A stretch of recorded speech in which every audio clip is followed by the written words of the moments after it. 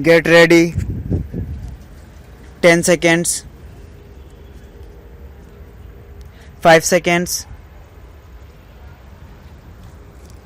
Start. Mr. Vice Chairman, first of all, I must place on record my grateful thanks to the University Grants Commission for the work that they have done for the advancement of higher education. They have done good work and in full cooperation with the Education Ministry. This, I think, must encourage state governments to establish university grants commissions or committees in their respective states.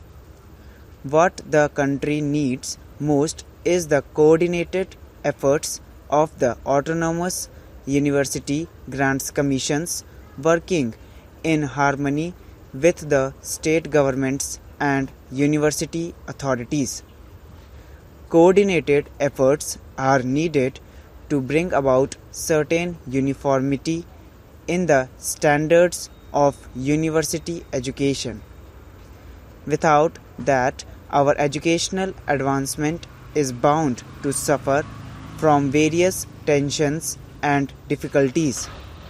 I do not agree with my friend that the annual report under discussion is rather a dull report. At least it is not as bright as the two previous reports were.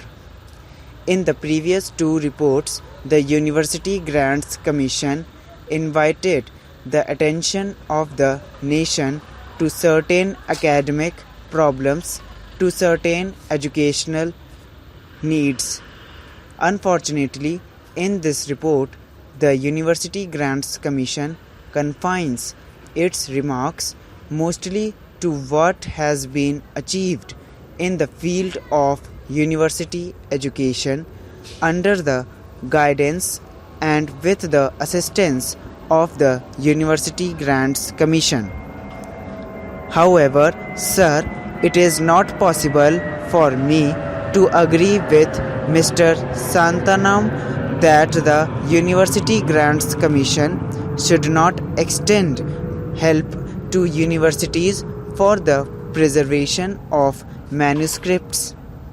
Manuscripts are of great importance so far as university libraries are concerned. It is the duty of universities to preserve those manuscripts, and it is the duty of the University Grants Commission to extend to universities the necessary financial assistance for maintaining and preserving the manuscripts in good order. Also, it is not possible for me, sir, to agree with my friend that today universities are enjoying too much of autonomy. I agree with the University Grants Commission, which 2 years ago remarked that freedom is vital for education and democracy, and I personally feel, sir, that on one play or the other university autonomy and academic freedom are being restricted rather than being extended as they must be. I do not think, sir, that a social purpose or a social value can be imparted in the teaching by a teacher through the imposition of restrictions on his freedom of thinking. I feel that teachers need academic freedom for discharging their duties in an efficient way. If we take into consideration the affiliated colleges, will notice that the teachers are subjected to such humiliating conditions that it is not possible for them to discharge their duties to their students, to impart to their students any sense of responsibility, or any moral values in their lives. I therefore, sir, feel that it is necessary to be more careful about the preservation of academic freedom to teachers. Sir, we are grateful to the Education Ministry and to the University Grants Commission for upgrading the salaries of teachers in the central universities. Yet a great disparity prevails in the salaries of teachers of central universities and state universities and affiliated colleges, and this disparity is causing a lot of heartburning and a lot of difficulties. As one connected with education, I may say that there is not such a marked difference in the quality of teachers serving in the central universities and in the state universities and in affiliated colleges as to justify the great disparity in the salaries of teachers of these institutions. I feel, sir, that we must keep in our mind the remarks of the University Grants Commission made in their earlier annual report with regard to teachers' salaries. We are not only to provide adequate salaries to teachers of affiliated colleges but also to teachers of secondary schools.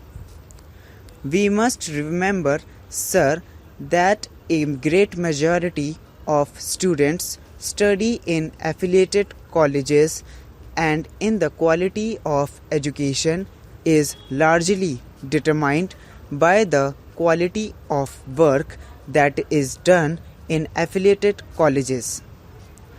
For improvement in the quality of teaching, improvement in living conditions is also very necessary. The University Grants Commission has invited our attention in its report to the appalling conditions in which teachers have to live. But unfortunately, the University Grants Commission has to admit that it does not seem likely that we shall be able to make anything more than the marginal contribution towards this practical need. I feel that the University Grants Commission should pay more attention to the solution of this problem than has so far been paid by it and the Education Ministry, and that the government should not grudge funds to the University Grants Commission for making adequate arrangements for improving living conditions of teachers who are accepted to train the citizens of the country. Sir, in the University Grants Commission report, it is maintained that Rs 12,000 should be granted to every affiliated college for the welfare of the teaching staff, and that efforts should be made to provide them with quarters, and that too in the vicinity of the college where they teach.